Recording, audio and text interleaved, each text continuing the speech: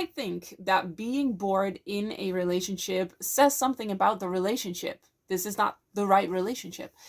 And it doesn't. It doesn't. It says a lot about you, your nervous system, and how you look at yourself and relationships. So that's what we're going to talk about. I am Pauline, and I'm so happy you are here because I remember feeling like I was settling in my relationship for the safe relationship because I was bored in my relationship. And I thought it was the guy. And it wasn't. And this is such a really, actually, kind of toxic thing that we've been taught by society, by movies, by Hollywood, by media at large. And it has to do with our own beliefs and our fearful avoidant childhood. So we're going to dive into both of those. But first of all, let me go off on the fact that we grew up with the idea that boring is bad. Every single Hollywood movie that you watch in the 90s and the early 2000s, it was the same. The safe choice was the wrong choice. The exciting choice was the right choice. That was real love. That was passion. That was the happily ever after. Even though they never showed the happily ever after, it was only the drama leading up to, yes, we're going to get married, or yes, we're going to be together now. And they never showed what happened after that. You know, the day-to-day of being together, of building a marriage or a relationship for life. So now you are kind of trained to think that boring is bad. And because of that, we never look past that. When something feels boring, we immediately equate it to, this means that the relationship isn't good, that it's bad, that you're settling for the safe choice, and that that's a bad thing. And I cannot stop talking about how damaging that is to our happiness. We think the exciting choice is the love of our life and that will lead us to happiness, and it is not true. It is not true, because a happy marriage is built on safety. You cannot build a happy marriage on safety.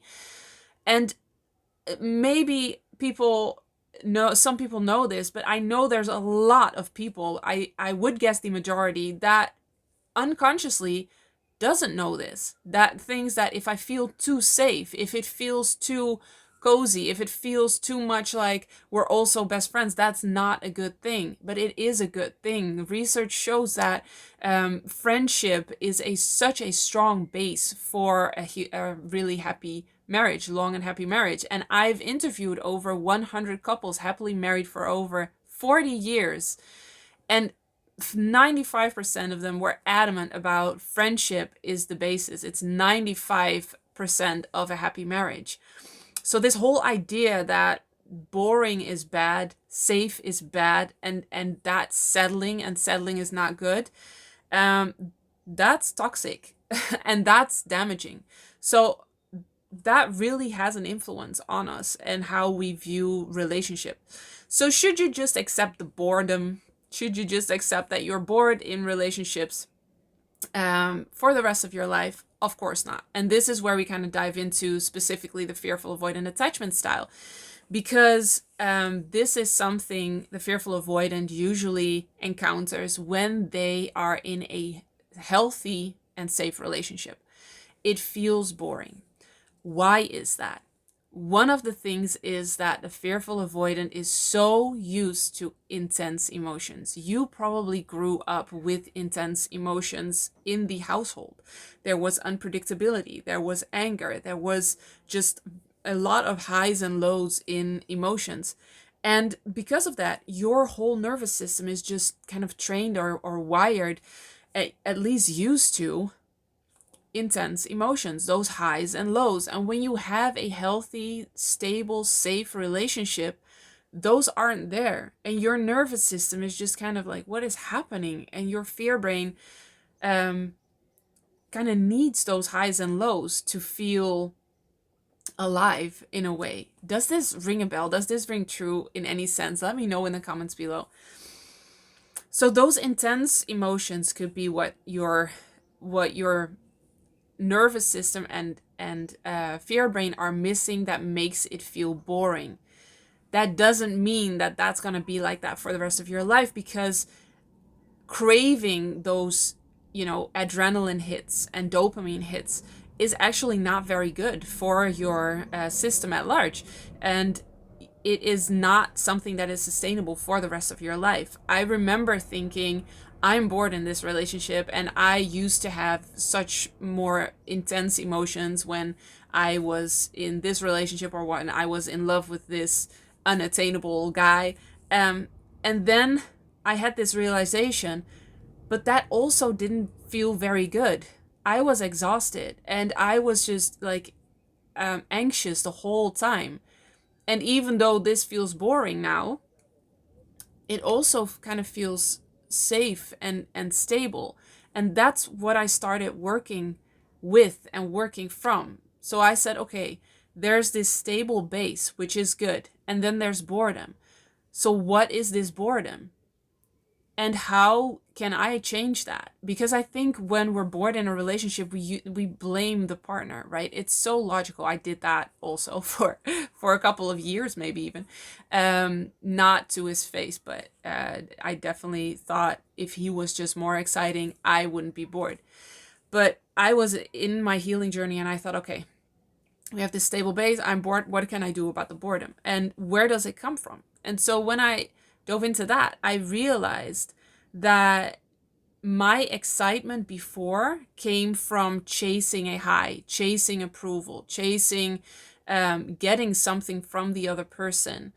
And now that wasn't really necessary anymore, because now my boyfriend, who is now my husband, was available. He was there. He was ready to connect with me whenever I was ready. And that was new and super duper scary.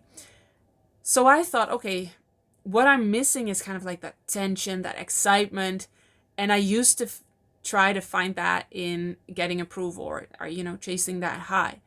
But what here can be exciting, which feels more safe and more secure.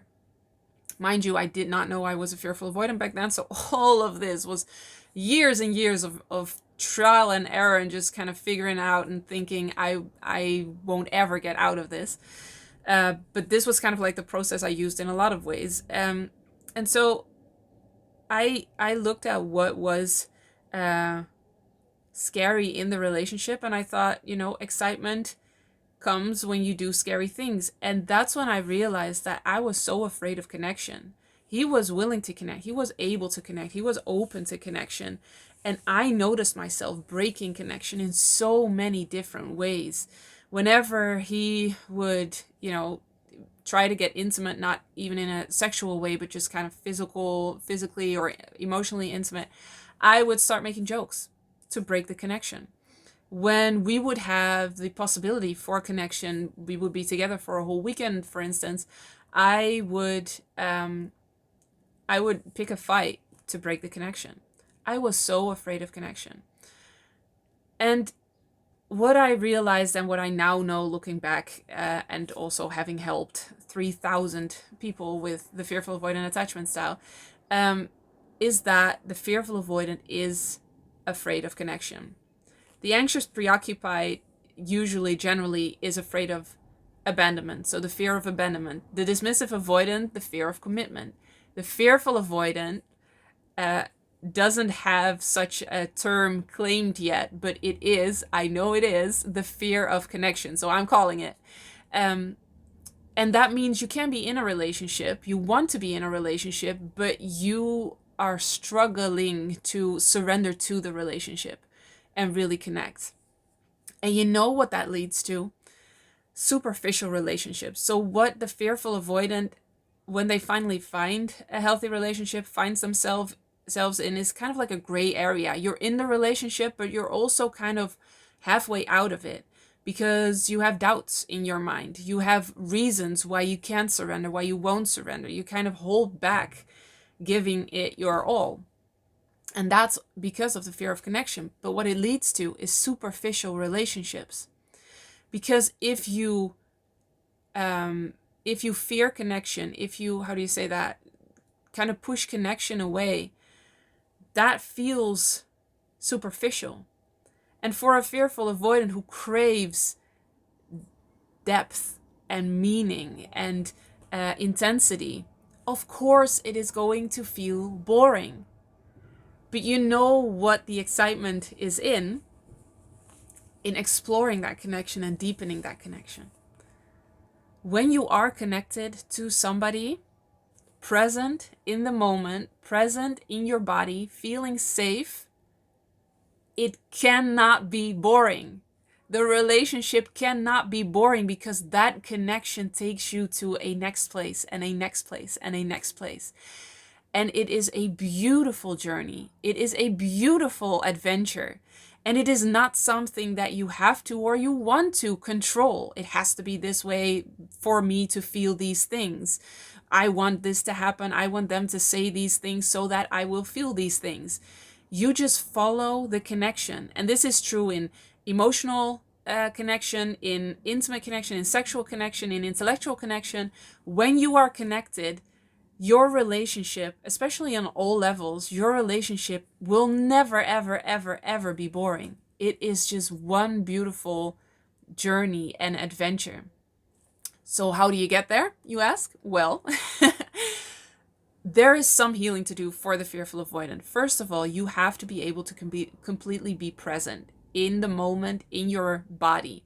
That means you have to feel safe with your thoughts and your feelings. And that is a number one thing that a lot of fearful avoidants are not feeling safe with. You might be very scared of your thoughts and of your feelings, wanting to feel certain things, not wanting to feel other things, being afraid of what thought will come up and what that means about you or your relationship. When you're in that state, it is pretty much impossible to really truly connect to your partner. And that doesn't mean that you're wrong or you're doing it wrong. That's just a consequence of your childhood, and it can be healed. Whatever can be installed can be uninstalled. So that is definitely, I think, the most important thing. And then another thing that is important that might sound very counterintuitive is actually boundaries. Being able to set boundaries, knowing and feeling when something is becoming too much for you, makes it safer for you and your fear brain to actually connect to another person, because you know that when that moment comes that it becomes too much, you can trust yourself to say, oh, whoa, okay, wait, let's take a step back. Let's try this again later and go further. So those two things are very important to be able to connect. And connection will cure boredom in relationships. So what you find in most relationships that have become still and both partners are bored, you have that in long marriages. Pretty much every single happy marriage, all the couples I talk to have had a period of boredom in their marriage. And that's because you kind of grow apart. And growing apart is not, oh, we grew apart, so we have to break up. You can also grow back together. And it makes so much sense when you've had children, when there's just a lot happened, in life, that you've kind of gotten into a rhythm together. And when you then find the connection back with each other, the boredom also lifts. Connection cures boredom. Connection creates such a beautiful, fulfilling, rich, exciting relationship. There's so much more to say about this. Do you have any questions about this? If so, please let me know in the comments below, because I want to make sure I give you everything you need to know. As always, I am so incredibly happy you are here.